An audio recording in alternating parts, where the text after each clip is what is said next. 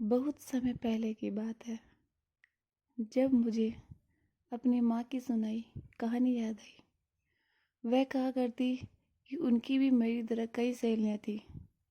जब वह अपनी सहेलियों से मिलने जाती तो उन्हें भी मेरी तरह नानी से डांट पड़ती।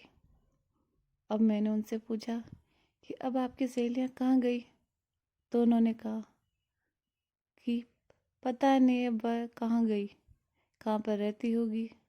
हमारे वक्त तो फ़ोन भी कम हुआ करते थे।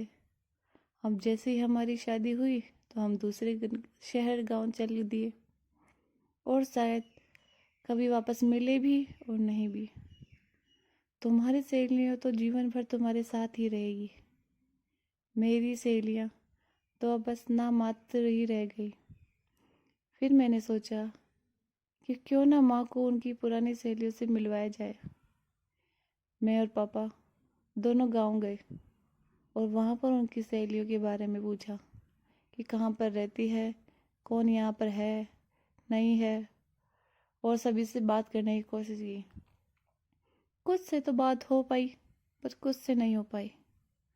और फिर हम घर आ गए। जब हम शाम को घर पर आए तो माँ के पास बैठे और माँ को बोला, माँ फ़ोन आया है, आप उठाओ तो।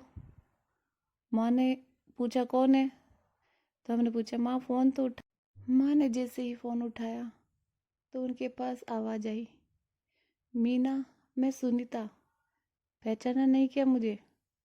उस समय माँ की आंखों में खुशी थी और माँ अपनी पुरानी सहेलियों से बातें करती थकी ही नहीं। उस समय माँ की खुशी ने ये बता दिया कि किसी व्यक्ति के साथ संपर्क में रहना कितना ज़रूरी है। माँ तो बातें करते करते अपने बचपन में ही चली गई हो, और उन्होंने एक बार फिर अपने बचपन को वापस जिया।